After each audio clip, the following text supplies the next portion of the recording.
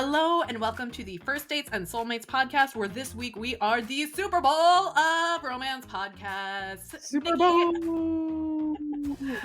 I am Meg Casebolt. I'm your co-host, joined by... I'm Nikki McKnight, and I am the Canadian who doesn't know a lot about football, but I'm super excited to talk about it.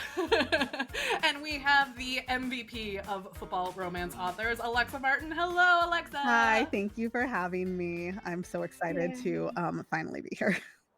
Alexa and I have been in a writer's group together for like 2 years, but life has been so bananas for both of us that we very rarely see each other. So when Nikki and I started the podcast like last April, I was like, I want to get Alexa on. And this is the first time that it worked out. And it feels like just the right time. It's the right time. And I was like, oh, cool. Because like I don't read a lot of sports romance. And then to see that not only does Alexa, do you write sports romance and football romance, Vanity Fair like shouted you out as the preeminent football romance novelist. No, that was truly the most bananas things that's ever happened to me. I got like the email, and I had been getting, because it was right like the height of like Taylor and Travis, so people like reached out for like a quote here and there, and I'd look at the article and it would just be like my one line. So I was like, whatever. So I like talked on the phone with her, and I thought it was going to be that. I thought it was going to be a single quote, and I was like, line.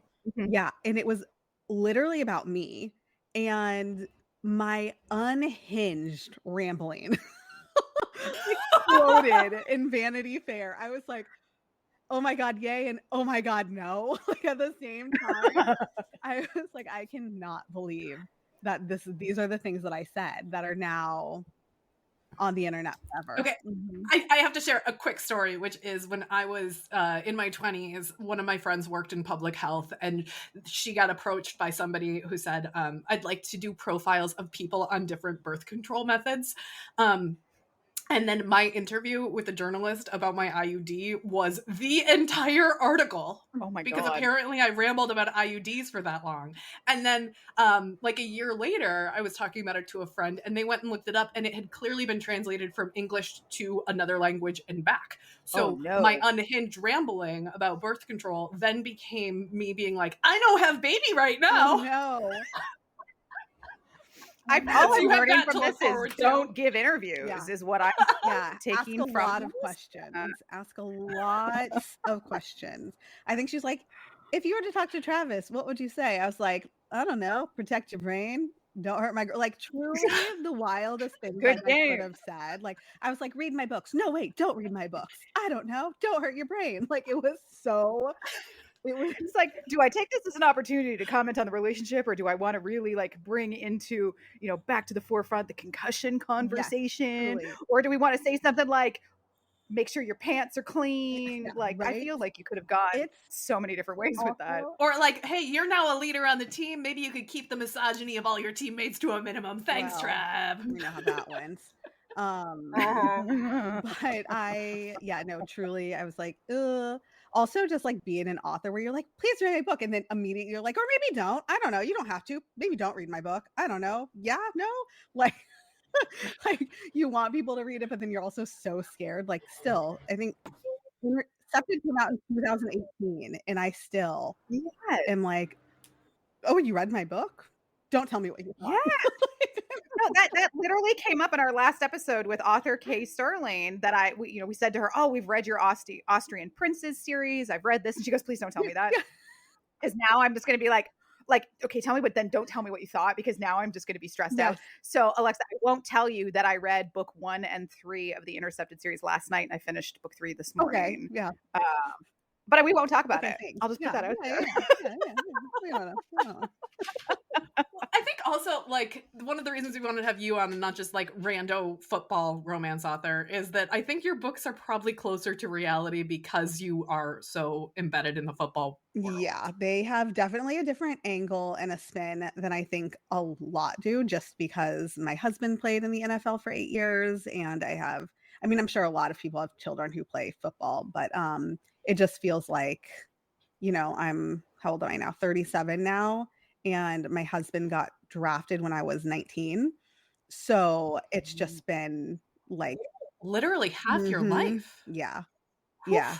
Wow. So I just have a lot of thoughts and insights. And then also because I think when people think of like NFL, they think of like, Travis Kelce and Patrick Mahomes and the huge big names, but the vast majority of players, you don't know their names. You really don't know them at all because unlike basketball, like they're not all 7 feet tall and they wear helmets. You don't see their faces a lot of the times, so it's in there, but they're not making as much money, right? My husband, I think he played on 5 different teams throughout his career and he did a lot of special teams and I think everybody thinks it's like so glamorous and they're not thinking again, obviously I always have to like make the disclaimer I know so many people in their lives have it so hard and they're not getting paid half of what they're getting paid, but when he got traded from the Ravens to the Packers, I was literally 9 months pregnant with an 18-month-old at home and he had to leave the next day, like fly to Green Bay from Baltimore.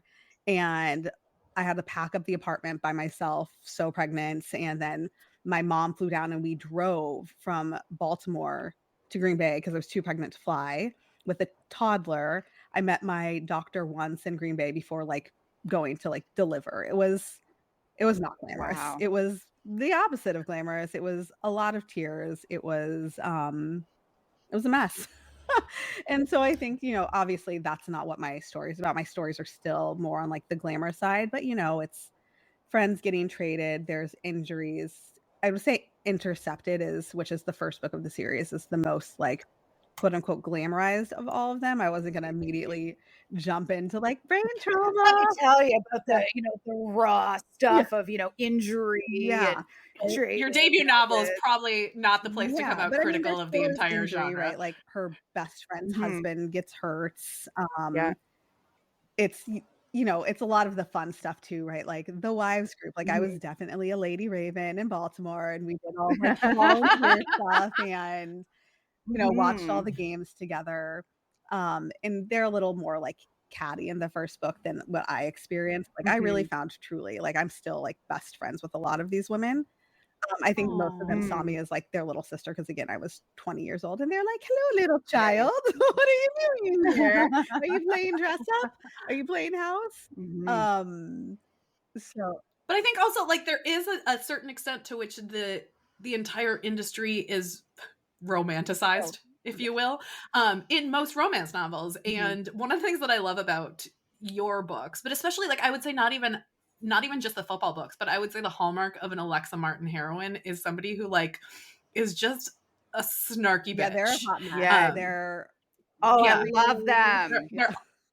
They're always a hot mess. They're always judging everyone around them. They're always like a little bit fish out of water. They're often like a Black woman in a non-woman of color environment going like, "Oh, I've got a code switch here because all of these Texas, big-haired, big bling women are around me and even like fish out of water of like, I'm the girlfriend and they're all wives." Like, and so I feel like there's so much of that shows up in all of your novels because you can like, yes, you can have those real life relationships, but then take that environment and be like, well, what if I put this person into it and cranked up the conflict? Like a lot of conflict, a lot of fun. Like they judge everybody else, but they're not judging anybody harder than they're judging themselves, right? Like they're like, yes, you're messy. I am also very messy. I think they're really fun. I mean, I love an unlikable heroine. I don't know if that's controversial anymore.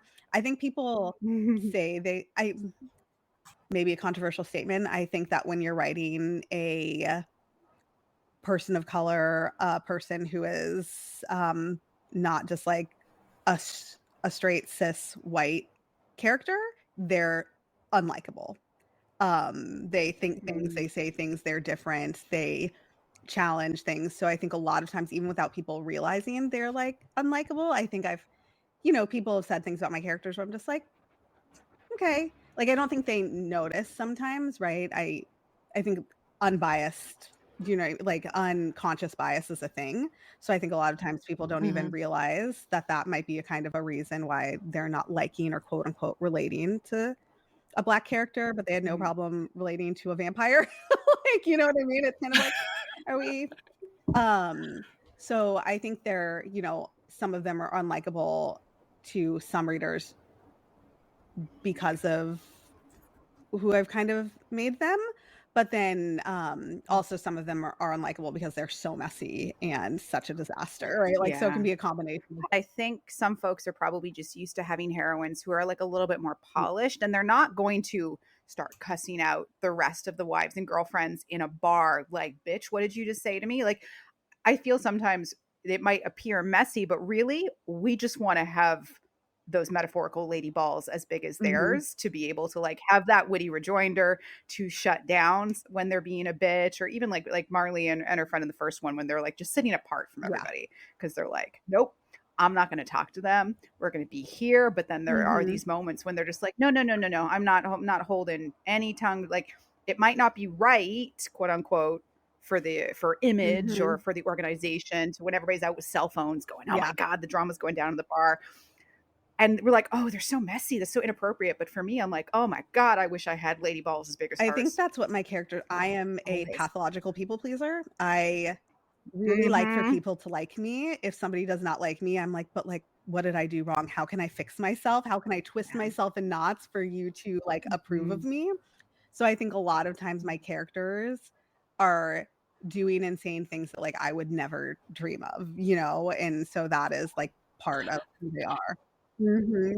Yeah, like having a comment ready to go instead of being like a week later, like, oh, I should have said this. Shit, damn it. I was rereading Next Door Nemesis, and you have a line in it where it's something like, my like high school guidance counselor or yearbook guy or whatever was like, I think you might have a problem with social aversion. And she's like, I'm not socially averted. I'm averted to assholes. And she almost got kicked out of class. But it's like, I don't dislike people, but everyone is mean. Yeah, I just don't like mean people. I love Next Door Nemesis, by the way. Thank you for reading that one too. Not a football book. It might be my I favorite. love it. I have a book coming out. I didn't have any books come out last year, which I think is why I was such a hot mess, because I think my brain finally like was just like, calm down, and then it was just like all the things crashed. But this book that's coming out this year, which I forgot how to panic over books, so I've immediately, as soon as like the clock hit midnight on January 1st, I was like, oh no.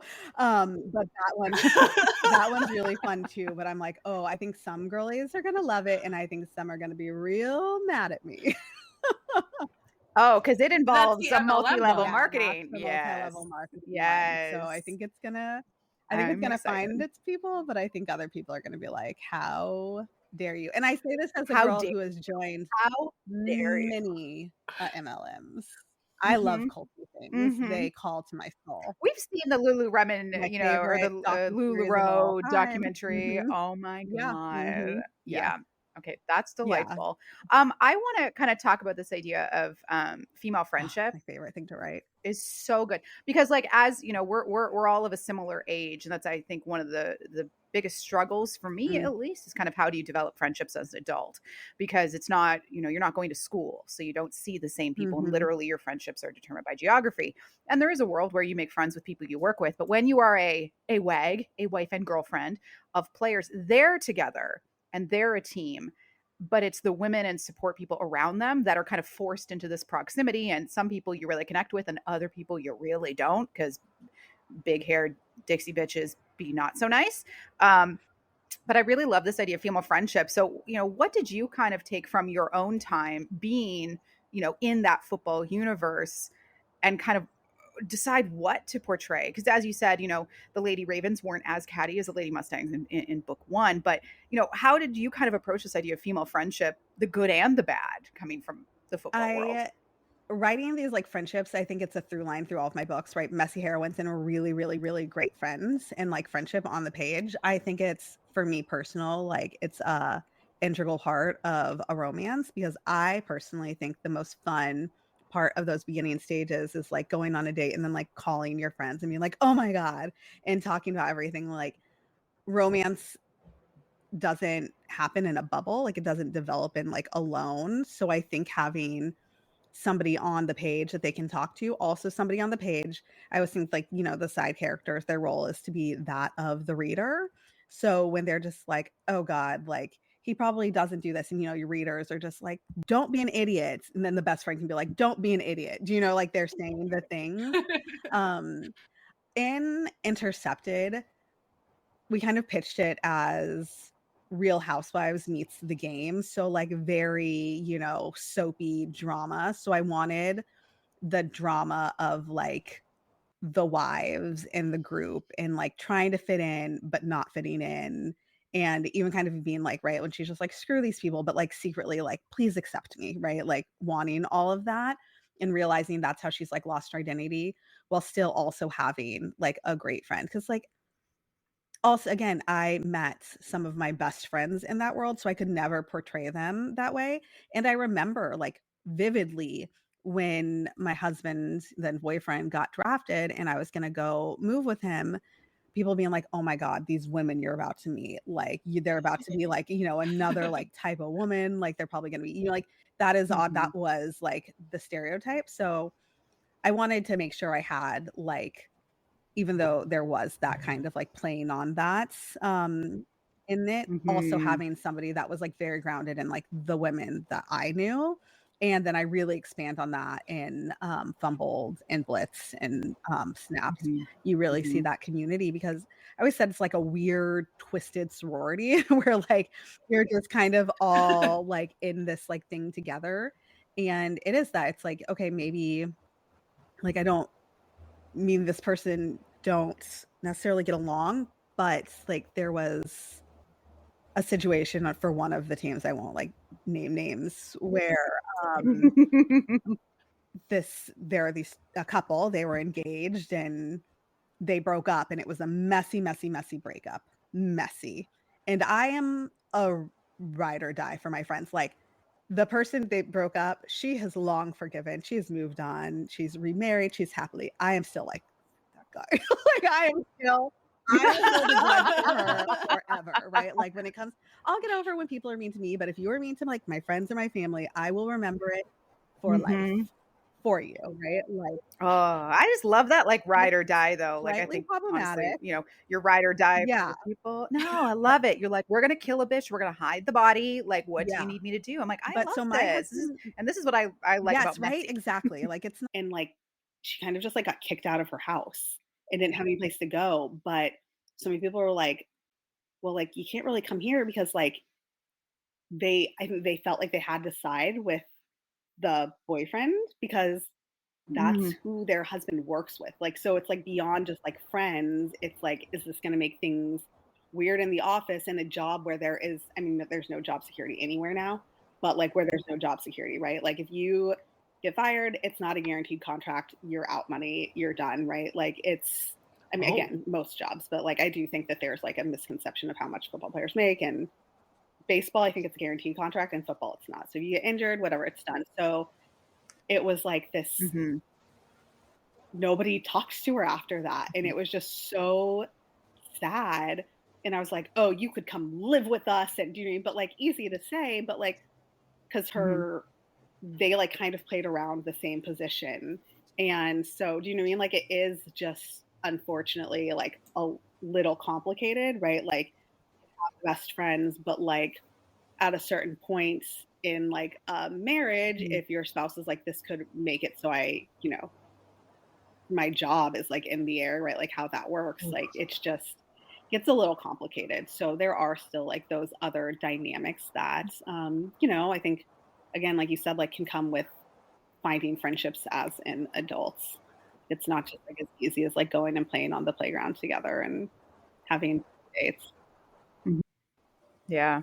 If only it were. We could just say, "Do you wanna go play on the jungle gym?" And friendships were made and lasted. It's great. But I think the idea of dynamics is so interesting, not only with friendship, you know, talking about, again, I'm thinking with intercepted, you know, the politics in a way of involved when Marley, you know, dumps her first boyfriend, ends up with the new hot player, and the politics in the back is people are trying to, you know, integrate with the new team, and there's other Hmm. people who are like, oh, you're just switching from player to player and trying to manage a career and all those conversations.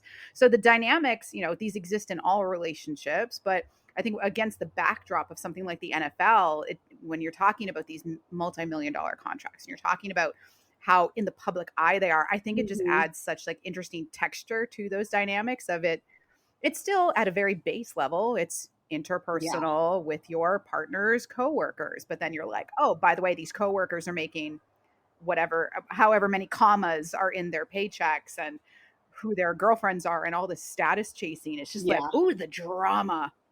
The drama is dramatizing. Yes. Yeah. So much drama. And also, right, with like quarterbacks, you can have like multiple, as I, have had to talk, like even just like seeing it in the high school level, right? Like the competitiveness and, which is why it's fun to write the quarterback because for, a wide receiver, there can be like, I don't know, three, 2, 3, 4 out on the field. With the quarterback, there's one, right? So if that is not you, you are sitting on the bench, you're not getting paid enough, right? Like as much, you're getting paid enough, but not as much. And, all of those things come to play. So then there's just also that like competitiveness, like within like the team of like wanting your person, your spouse to be number one and them to be the best. And, you obviously want to have that like mentality of like, there's room for everybody, but like, there's not, which is why I had fun writing in Fumbled for sure. The training camp scene, right? Like it like seems so fun. I remember bringing my like kids and them running around and playing with each other and, like it was hot and you're watching everybody play and, but then underneath it all of all the smiles and the, talking, it's just like half of these people are going to be gone, like these kids, like really that's what they are. Like so many, like my husband was 20 when he was drafted. So like, yes, technically an adult, but right. A kid who they've dreamt of this their entire life and they're so close and it's just gonna be ripped from under them. And it's sad. It's exciting and it's sad. Like just, I mean, in the end, right? Like you can say like, even to make it to training camps, like it's so great and such an accomplishment, but like to be that close and then, then people get hurt. And so then to like lose it for an injury and it's just, I know it doesn't seem like, or to be like secretly hoping for someone else to get injured so that way you get onto the roster, but you don't want your friend to get injured. You don't want the end of the, you don't want to wish anyone ill, but it also is holding you back. It's one of those things where like in romance books, I don't know, like, obviously the stakes are the romance, but there are still those like stakes like under like bubbling up underneath everything where it's just like you're watching them play. I was just like, I will say by the end of the series, I was like, if I have to write one more scene of somebody catching a goddamn ball, I'm going to throw my computer across the room, right? Like, so it was, I was like, I want to write a book that's not in fall. I want to write a book that's not Juniper, even though like, okay. So follow to that, you said that you didn't want to read football romance while you were writing this series, but now that you've moved out of writing football romance, sports romance into writing standalones, have you gone back to reading football romance? Ask me. So I haven't read many football books. I've read Sarah Adams. I read some of her books, which they're just like candy. They're just like so great and adorable. But no, I haven't read a ton of them. I feel like I've actually, when I read, I feel like I usually read genres that I don't write. I think I can like that's fair. Lose myself a little more where if it's something like a rom-com, I'm just like, oh God, I wish I would have done that. Or I wonder why they made that choice. And it feels a little bit more like work. So like I love romantic suspense. I'm a big fan of that. I would love to write it. I truly don't know how to. It would be such a disaster. And I've read like a lot more like genre, like no, I don't want to say genre, like one of the books that I'm planning on writing is a different structure, so I've been reading books that like play with structure a little more. But yeah, no, I didn't read them, and it's so funny because before I wrote Intercepted, I was like, absolutely, I'm not writing a football romance either. I was like, this is not glamorous. This is again, right? Like my husband had been cut when I was pregnant with my third. He'd gotten picked up by New York. And it was like during training camp and I was scheduled to be induced on a certain day. And they were like, no, he can't come home that day. So I had to like push my induction. I was like, do they know how long 24 hours is when you're this pregnant in August? Okay. It was unacceptable. And then when he came back, he was only able to be home for 24 hours. Like, so I was like, this isn't glamorous. This isn't fun. This isn't romantic. I don't want to write that. And I had a mentor who was just kind of like, you have a point of view that people don't. Like, are you sure you don't want to do that? Like, you don't have to write it in the way where everything is romanticized. And again, like it still is. Like they're all making, you know, millions of dollars, and they're still, you know, Yeah. like You know, they have they're all first the things. string. They've Yeah, It's got, still a their fantasy of deals. romance. Yeah. yeah, exactly. They're not really worried about Wow. getting cuts. They, you know, all that kind of stuff. But I was able to kind of add in the things that you don't necessarily see as often in Yeah, that romance. was I was curious if Mhm. you did read other football romances, you know, straight or queer, like what do they get I wrong? Because I'm sure When that would I drive me first crazy. started really like jumping into like the romance genre, I did read quite a bit of football romance. And the ones that would make me laugh were there's this one college series, and the entire book is white. Everybody is white. And I'm like, please show me a college, university, high level football Mhm. team where everybody is white. Every Nora Ephron and Nancy Meyers movie, New York is the whitest city in the world. And then when it's like a series and like the NFL and there's multiple books and it's the same Mhm. cast each time, there's no way. I So many of my friends were moving and jumping. I mean, the coaches, like everybody, like nobody is staying put. So that was another thing, right? Like I think in Fumbled, I introduced a lot of wives, and then in Mhm. Blitzed, some of them were like, they were gone. Like, oh, we missed them. We wish they were Mhm. still here, but you know, their husband plays here now, right? So like kind of taking that away. And then also Mhm. like the injuries, I show those on page and how scary it can be. And it's just like, yeah, it's fun to watch the games, but it takes on a little bit of a different feeling when that really hard hits is your Mhm. partner. It's somebody that you love and care about. It, you know, when it's Yeah. the person that goes down on the field is your friend's husband. Like I'll never forget in one of the games, one of my friend's husbands got hurt and just her disappearing, right? Like her just like being gone. I remember Yeah. being in like a room and somebody coming and finding them Mhm. and taking them away to like go find their like Mhm. partner, and just like the Mhm. heaviness that falls over the room. And Mhm. you know, Yeah. it's a And actually, a lot. beautiful bit of writing that I um think was in Intercepted was after Marley's friend's husband gets hit, and you know, the bitchy women are kind of, you know, laughing and doing whatever. Marley like calls them all out. It's like, you're gonna pick a fight with me when this shit just happened. yeah, Or like, you might have when beef this with is me, but like happening. take a look at the bigger picture here of what's going on, which again, she's messy, but Yeah. she's direct, and I Mhm. want to be like her. I love her. And she's fierce Oh. and she's loyal. Yeah, I love Marley. That was I mean, again, so that book, when I first wrote it, it was not a football book. And then I got into Pitch Wars, which was the most amazing program that's not around anymore, which is devastating to new writers, but I Mhm. understand. Um, it was that where they were just Mhm. like, let's make it football. And I think what I love so much about Intercepted is I wrote that book in 5 weeks. When I'd written the first Oh my version, gosh. it took Mhm. me 4.5 years to write. It was a mess. I didn't know what I was doing. And then I was in that program, and the whole program was only 2 months long, right? So they were like, they were like, do you think you could rewrite it in like 4 weeks? And I was like, yeah, sure, no problem. Panicking. Like there's no Yeah. way I could do that. But because I had that time crunch, I couldn't overthink, right? It was just kind of like, this Mhm. feels right. I'm going to go with it. Do you know what I mean? It was just like I had to write. And so I was able to pull again like a lot from my life. Like the fashion shows. I remember people being like, "Oh, we're doing a fundraiser. Come to the fashion show." And it literally being my nightmare. I remember one person was like, "Oh, you said you're doing it." And I was like, "No, I didn't." She's like, "Yeah, you said yeah." I would actually never say Mhm. yes to walking in front of a large group of people, but like I absolutely didn't. Like I will go and I will clap, but I will not be on that runway.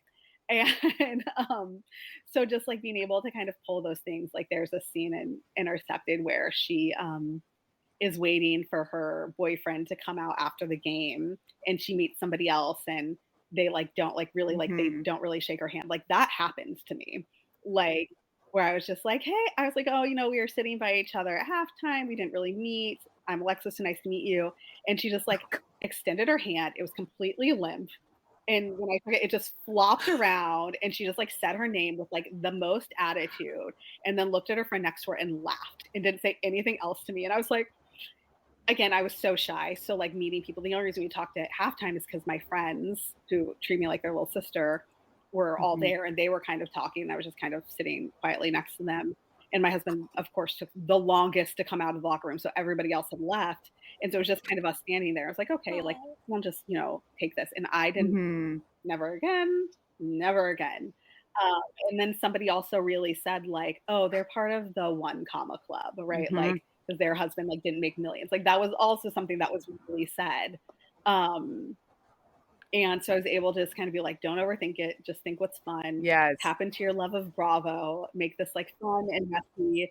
And, and then there's also, that is like the great thing about writing, romance. Like there is the formula. The fun thing about sports romance is it's so Mhm. pop culture. Now, especially with like Taylor and Travis. But even with like, remember when Jessica Simpson was dating Tony Romo? And they were just like, she's why we're losing. She's a bad luck charm, right? Like, because misogyny and like, God forbid anything, everything's got to be the woman's fault. And so there were still those like little things to draw from, right? There's still like Tom Brady and Giselle. And like, okay, that was fun. And I loved the game, this television show that was on the CW that was like about football wives. And so I was just able to have, I cried so much writing that book. But I was also just able to kind of have fun and be like, this is just what we're doing with it. And so I like have a very like fond memory for writing that book and how I just like for my first like again second book technically, but for that being my debut, it was like such like a beautiful lesson to just trust my instincts and not like keep reading and overthink and change and just like know what was right for me and what I felt was funny. And that eventually, I got my agent and my book deal from that as well. So it was really the hardest and like best time. And my husband was also coaching high school football then, and my daughter was, one and not sleeping through the night. So it was just me like trying to find, so much. all the times to write, and my other kids being running around, and my mother-in-law had like knee replacement surgery and was living with us, and I was like, it's fine, everything's fine. It was like It's that great. meme with We're the having a great fire, time. I just love that because again, I'm Canadian, so football not really a thing, but I did do my senior year of high school in Arkansas. And we were talking earlier about, your son in high school. And yeah, like we had a football team at that high school. They were the worst in the league. But they had a $20 million football stadium at our high school that was just theirs because they had Walmart money, y'all. And I just remember like that was actually a bigger culture shock was moving to Arkansas for me than it was when I lived in Japan. Like, right? The culture shock of like football and like Southern and just like the machine. I was like, I don't understand this. I was 17 and I was very confused, y'all. Again, my husband played in the NFL for 8 years. We moved multiple times. He won 2 Super Bowls, like in football world. I literally told him last year, I was like, you know what? Because we lived in Mexico for a year. I was like, Mexico wasn't the foreign country. Texas is. This is wild. This is wild. The like culture around high school football. I don't know if I'll ever adjust to it. It's a lot. I'm also in a very meta way. Not that meta. I have been pushed to join the booster club. So now that is my life. I am like going to be a booster club mom. I just found out I'm not running unopposed. So I might lose. I was like, do I need to pull out Next Door Nemesis and get some? Yeah, it's like break out your rhinestone shoes and the Louboutins, and I need first done in the school colors, and I need the jersey, mom of. Yeah. Going in all my, all of the stuff. But yeah, so now I am like joining like booster club, and it is like, we sit like at the same spots at like the games, and it's so intense. I was really horrible.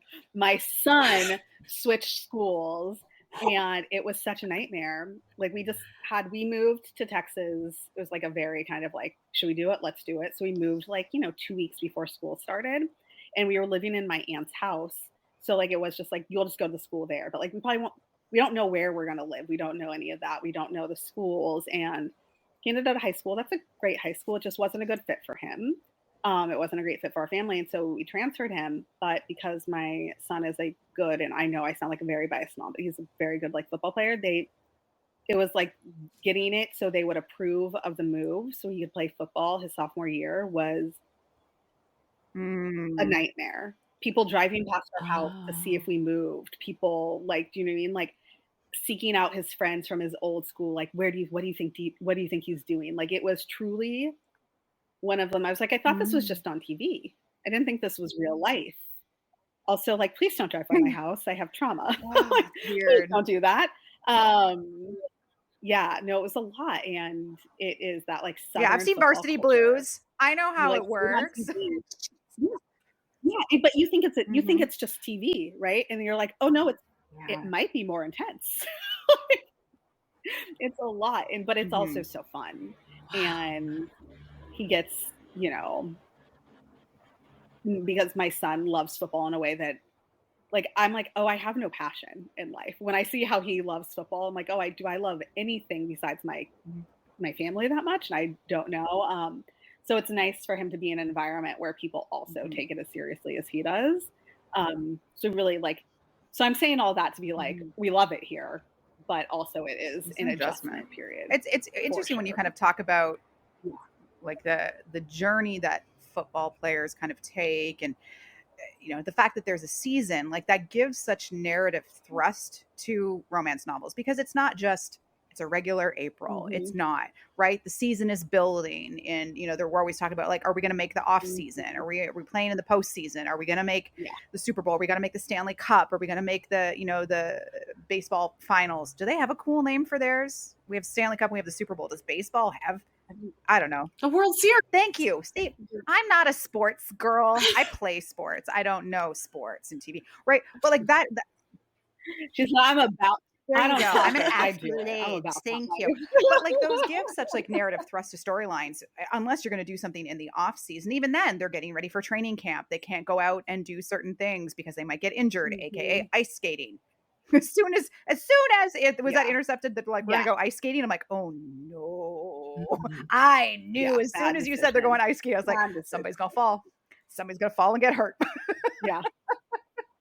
Well, it is also, right, I think, with every genre, and what is so fun about like sports romance, but also what can put people off is that like promise of the premise. So yeah, you could do it during off season, but I think kind of like it's a sports romance. You got to show some sports. But then there's also for people that are like, but I don't do sports. It's like, yeah, it's mainly just a romance, right? Like that is just part of the external plot. It adds to the stakes.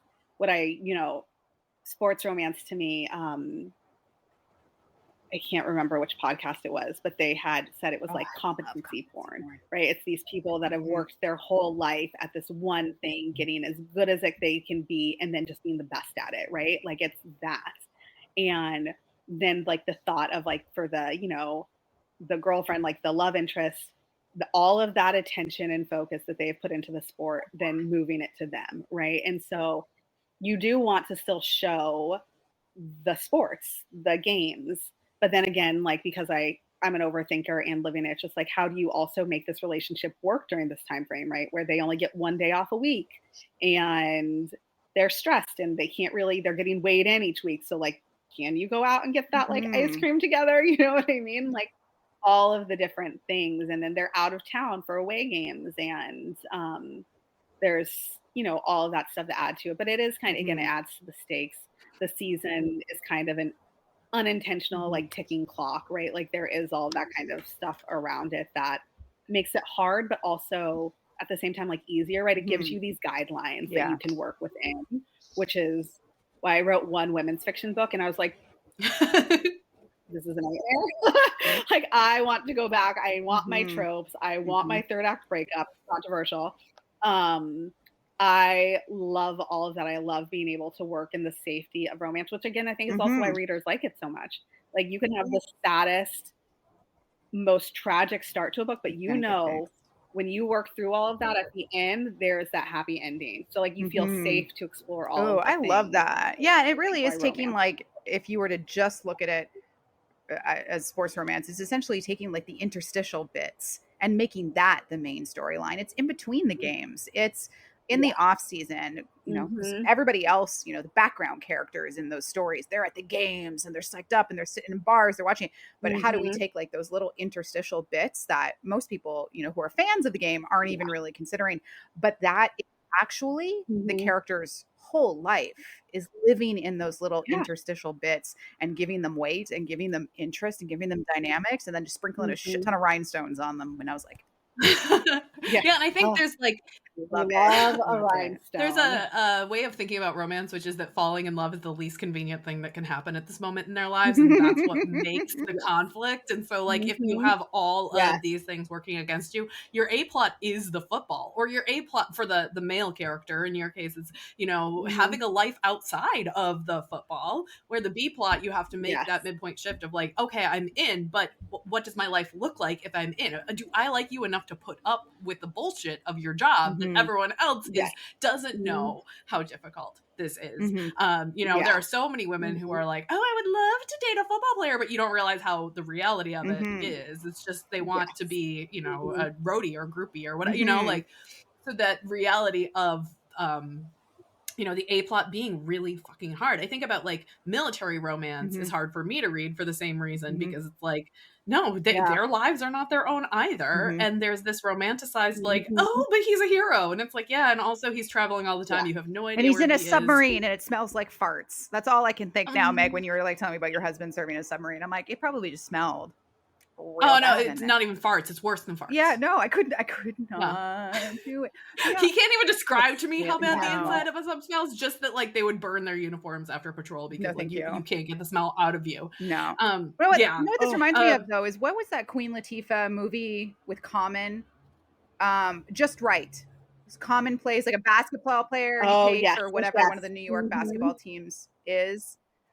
Yeah, and she's like a physical therapist, and her sister, her god sister, is Paula Patton, I think, and she's kind of like attracted to him because like Common's character is like the number one basketball player. He's a point guard, he's so cool. But then he meets her god sister, and they start, you know, hooking up. But all Paula Patton's character, Morgan, I think is her name, wants is to marry an NBA player because she wants the cachet, she wants the sparkle, she wants the rhinestone, she wants the big ass ring. And as soon as Common gets hurt and his career is in jeopardy, she dumps him and kind of moves on. I was like, that to me, like, again, it's the in-between bits. It's not Common on the court. It's his character, like, outside of that. And it's everything, the endorsement deals he's trying to get, and his friends coming by, and his mom supporting him. And how do you manage relationships in a very high tense situation, which is what happened to Marley and, is it Gabe in the first book that, she's like, you lied to me. You told me you were an investment banker. He's like, I didn't know you well enough to tell you the truth that I was actually an NFL player. Yeah. Because they are also trying to protect themselves in relationships as much as sometimes the women are. And again, I find that so interesting when they have like that little soft, gooey center of love me for me, please, even though I make 2 commas. Yeah. Right. Yeah. I also think that even like, because again, this book came out in 2018. I wrote it in 2016. Even just since then, there's been such a shift in the perception of a football wife, of a football girlfriend, because TikTok has been introduced. So now these women are like influencers too. Like, I went to the games in hoodies and boots and jeans, and do you know what I mean? Like, maybe sometimes a jersey, rarely. Sometimes like sometimes a high heel, right? Like, nobody was ever doing my makeup. I was never vlogging it. Nobody was do you know what I mean? Like, there's none of that. Like, we weren't going onto the field before the game and like, you know, kissing and then posting on TikTok and having our friends. And then I have one friend who, her husband played in the NFL like much later. And like, she posted this like getting ready video, and they were all like on like this like party bus. And I was just like, part of me was just like, oh my gosh, how fun, I miss it. And the other part of me was like, thank God I'm not in that world right now, because the pressure of it looks like too much, right? But then it's so funny because again, you can't win, right? Because sometimes it's like, oh, you're supposed to, you know, like dress up or whatever, but now it's just like in this, I freaking love Kylie Kelsey, right? But it's just so funny to people be like, I just love her, she's so normal. And then other people like then judging people for like dressing up, but then other people judging people for not dressing up. It's just like, again, you can't win no matter what. But like when I did it, nobody knew who I was. Still don't. You know what I mean? But like, do you know what I mean? Like there was no like Mhm. emphasis on it. Like, and it was just you go, you show up, you drive Mhm. yourself down there, you park in the lot, you Mhm. go inside. You You're know what just I like mean? a You sit regular with your fan. You're friends. not like Yeah. an influencer or like Yeah. a It can be like, you know, somebody says something mean around you, you kind of give them the dirtiest look. Like, don't talk about my Mhm. friend's husband, right? Like you do like all that stuff. And they have the like rhinestoned jerseys were like coming oh my out through my, gosh. like, while I was there. But now it's not even, now it's just like, you have to Mhm. have the clear bags. And so now they're getting like those. It's Yeah. like, it's just I thank God every the day amount that of like Facebook and social pressure media didn't involved. exist when I was in high school. So that wasn't shared God. with the world. Yeah, But like, I love this I idea know. too, because we often see it doesn't even have to be in sports romances. It can be in anything like celebrity romances, royalty romances, where usually the woman is trying to maintain a career and wants to advance that and is trying to be an Mhm. individual, but also has to pull double duty as a wife, as a girlfriend, as a partner, often in public, often Mhm. having to deal with all these other things. And if they try to do something for themselves, then the machine that is that universe is kind of pushing down on them. Like I even think of is it Mahomes's wife that she designs the clothing for a lot of the wives and girlfriends, or whose is that? No, There's no. Mm-mm. That is her. I can't remember. I feel like her name is like yeah. Kristen or something. They're Yes, from the you're right. That's who it 49ers. is. Yeah. So, because they played Mhm. against each other in the Super Bowl. So she had designed Yeah. something for Taylor Swift earlier in the Mhm. season, and then, you know, all that stuff. Yeah, I because I mean, just think about yeah, like that people kind of like all look down on that, like, oh, you're making custom rhinestone jackets and sweaters for wives. It's like, yeah, it's just like, oh, your whole life revolves around your husband. But like, again, it's a huge league. I know some of the smartest freaking people. But then like also I that is what my life revolved around. We had three mhm, small children. So I wasn't gonna get a full-time job while we might be moving from here to here. And then like, you know, I just was like, okay, I'll mhm, stay home with the kids because like why put them in daycare full time if like it's gonna the job that I get's not gonna pay mhm, more than that. Do you know what I mean? So it's just kind of like it's something that I still actually it's one of the things that I'm still kind of coming to terms with is I feel like society saw me as such like nothing I did was mhm, as important as what my husband did. And so trying to like put importance on not just being like, oh yeah, like I write and like we'll go meet people and people like, oh, like, you know, do you work? Like, what do you do? And I'm like, oh yeah, I write. And my husband every time is just like, don't let her do that. Like he's like, she doesn't just like write. She like is a published author. She writes books. She's got these books. Here are all the books she's written, right? But like it's really hard for me not to like downplay everything because like he had this like big cool career where he made like all of this money and it's just like you know that was mhm, like the important thing and so it can be like hard because it's like society wants it's just you know like it is I mean I think it's the romance struggle too right like connecting with like who you are and shutting all those mhm, other things down and just you know like figuring out and not letting that outside validation be a source of like your worth struggle with that till the day I mhm. die. I mean, I think we all do, but we also Okay. aren't married to celebrities or Yeah. people who are in the I mean, it's spotlight. not I think it's celebrities. true for everyone, but putting it into that context certainly like blows it to a much Mhm. higher level of higher stakes. Mhm. All right, so let's Yeah. wrap this up. If you are listening to this and you want to be the MVP of the Super Bowl episode, come on over to our Substack and comment on the episode. Let us know what your favorite sports romance is and why you love it. You can subscribe on Apple Podcasts and Spotify. You can follow us on social media. We are on the Instagram and still on the TikTok, as far as we know. And make sure if you want to, like, the true MVP move is to rate and review the episode. I just got off an SEO for podcast training, and we were all lamenting how nobody goes and rates and reviews, and that's actually the thing that Mhm. Mm. makes The biggest difference. the biggest difference, the field goal Mhm. touchdown moves. I'm going to stop with this metaphor. I love it. We're going to ask We I love love football it. puns. we're gonna ask the final question. I'm gonna throw it to Nikki first. Nikki, Yeah. what are you shipping this week? Did y'all ever watch the cartoon Captain Planet when you were younger? Yes, of Right? course. Captain Earth, fire, Planet. wind, water, and Heart. heart. Yeah. He's our hero. I bring this up because Louisa Masters had she had a novella series released. The first one, Ether, was in like the Fated Mates anthology last year, and now she re-released it as a standalone and as a series. So it's essentially Captain Planet with way more sex in it. So you essentially have like, does he still have the blue skin? no, and, like, so frozen hair? there's 5 of them who are essentially representing the elements, and the idea is that the like water, aqua, flame, zephyr, and his the guy representing earth, he's calling himself George in this incarnation, because he's like, what am I, rock, stone? Those are dumb, call me George. They jokingly call him Pebble. So all of the elements are on earth to help humanity try and like redirect it. But you have Ether, who's book 1, who's essentially spirit, and Ether is only reincarnated when shit's getting really bad because he boosts all the other elements. His soulmate gets reincarnated, and essentially they together decide, do we need to let humanity or some dominant species go extinct? They decided the dinosaurs should die off. They decided the ice age should begin.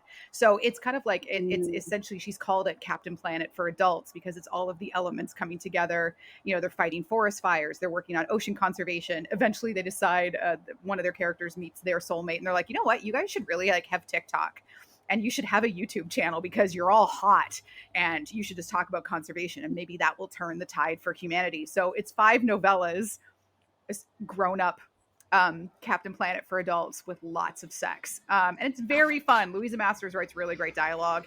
It's hilarious. You have these eternal beings on YouTube and their various soulmates coming in. So finally got around to reading it. Very much shipping that this week because I had the Captain Planet theme song stuck in my head the entire time I was reading it because I loved that show when I was younger. So Elemental series by Louisa Masters. That is my ship for this week. That's a good one. I'm gonna have to look that up. We'll put it in the show notes. Alexa, what about you? What are you shipping this week? Okay, I've been trying to think of what I want to be shipping, and there's a lot of options because I love a lot of things. I think I'm gonna go with, because the other day I was just like, yep. Well, and then we were talking. Okay, I'm gonna go with The Traitors on Peacock. If you have any guys Peacock, oh my god, that show! If it is my favorite, it is my favorite streaming service, and The Traitors is the best show ever. It is just the perfect amount of camp and drama and fun. And this year has Bob the Drag Queen, who is one of my favorite people, and also Gabby. What's her last name? Is it Wendy? The one she was the Bachelorette. And like somebody's just like, oh, you were the Bachelorette. How'd that work out for you? And she goes, oh, well, I'm a lesbian now. Like she's just so funny. And Alan Cumming is the host. Like, oh my god. Alan Cumming is the host. It is just so camp and drama, and really, I mean, let's be honest, 2025, woof, a rough start. So it's. I don't have high hopes. I mean, yeah, I'm just gonna be that. Everybody's just like, this is gonna be my year. And I was like, shut the fuck up. Have we not learned? I was like, you say nothing. We don't even celebrate New Year's anymore, right? Like that's it. Like, oh, New Year, who knew? New Year, who knew? Yes, not New Year. Put that on a like t-shirt. we don't need it anymore. Like this. But it is that moment where you realize, oh shit, I have a book this year. I have to start panicking, right? Yeah, all of the things. So The Traitors US, it comes out. What also is so fun about it that I also really ship is it comes out every Thursday night at a certain time. So it starts to feel like very collective again. Like I miss the cable TV where everybody was watching the same show and you would talk about it the next day together. So it's kind of fun that everybody can I mean, you can still watch it anytime, but a lot of people will watch it on Thursday night and you can kind of just talk about it, and it's so fun. And I love that show. I haven't been, reality TV stresses me out a lot now. And that one is just like, just enough reality, which means like barely any at all. I love it. Like, you know, there are 3 traitors. Everybody else is a faithful. They try to figure out who the traitors are. The traitors kill people in the middle of the night. It's just so fun. If you have one streaming service, get that. I watch all the clips on like YouTube and TikTok, and the one that's all over my feed right now is Sandoval doing his really dramatic run, sweating through his shirt. Just sweating. Everybody's like, we were watching him detox in real time. Like his pupils are huge. He's sweating through shirts. Like it is. I love it. I love it. Yeah. It's so good. I love it. Also, just in case anybody, if nobody's watched Shrinking, I know I'm done. But if you also have Apple TV and haven't watched Shrinking, that is my favorite television show of all time, I think. And if I had to like write, if I could be jealous of one fictional character that I like did not get to write, it is Gabby on that show. She's my favorite character on television. I love her so much. So if you need to disassociate with television, the trader will Do it. Oh, I love both. I think we just need to have you back more often because you just had like 3 ships right in a row. Just I like bang, know. bang, bang. I love all of it. I mean, I told you, I love and hate things a lot. Oh my passion. gosh. Okay. I love it. I haven't watched Shrinking yet. I'm adding it to my list because I love grumpy ass Harrison Ford. Oh, I'm into good. it. Meg, what are you shipping this week? Okay, so we were talking before we started recording about our microphones, and Nikki pointed out that on the bottom of the microphone that you both have is a heart option, and Alexa said, that actually looks like a butt. This is our very, very mature conversations, very sophisticated pre-roll. But for Christmas this year, I got my kids a game. It's a card deck called Butts on Things, and it is the gift that just keeps giving. Because one of my children is autistic. He has a communication disorder, so it's hard to do vocabulary activities with him.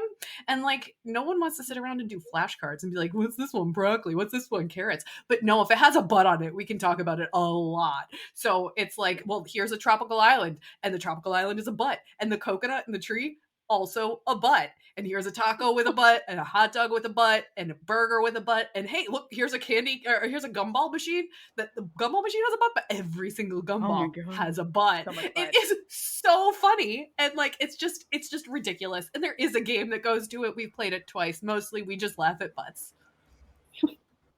I think there was an Instagram page, and it was like looks like a butt, and I think there was I mean, we've cussed, and it's a romance thing, so I can't. But I feel like my friend sent it to me, and it was like, looks like a pussy. And so it's just like pictures that kind of look like vaginas, like things that are not vaginas, but kind of look like it. And now, unfortunately, I think that I'm not going to get any work done, and I will be probably looking up those butts on Instagram pages, things too. Mm-hmm. Yeah, I'll be looking up butts. You're welcome. There goes your productivity, butts. I mean, we are romance authors, so like maybe this is research. Yeah, I think I could probably write it off as like a business expense. Yeah, butts download all the butts. I have to be like, what are you looking at? And I'm like, butts for research. What do you mean? I have a Pinterest board for it. It's fine. Yeah. These are drawings, by the way. They're illustrations. They're not like Yeah. actual pictures of butts that are on hot dogs. I feel like I should be clear about that because when I talked about we had that like satirical book. I'm going to call it a satire because I want to think it's a satire about the vegetables that became human for an orgy. Yeah. And you thought that they were actual vegetables that they were having an orgy I thought it with, was going I to be Veggie Tales Gone Wild, and I'm happy it wasn't. But on some level too, I'm like, what would Veggie Tales Gone Wild look like? I'm not writing that fanfic No, for you. No, I mean, there is a cucumber, there's a tomato. Like Yeah. it's like in Elf where they're like, these are the most vulnerable fruits. Alexa. On that note, Alexa, where can people find you? How can they support you? You want to tell us what you have coming out this year? I mean, you can find me on Instagram at Alexa and Books. If you would like to pre-order How to Sell a Romance, my MLM fever dream of a romance, or catch up on the Playbook series, all 4 books of those are out and have heroes that are just waiting for you to come. No pun intended. However, that did work very well. Very unintentional. We will we'll put all of those in the show note, and we'll have you back to talk about MLMs and women's fiction and all the things for when that book comes out live. So because I feel like we could probably have another round of shipping. I am a yapper, and I would really truly love that. Amazing. Well, that's it for today. Coming up next week, it's mine and Meg's birthday episode, and get ready for just some unhinged madness. We went into Reddit again. We told ChatGPT some stuff, and we go a little bonkers in that. So stay tuned for that birthday madness coming up next week.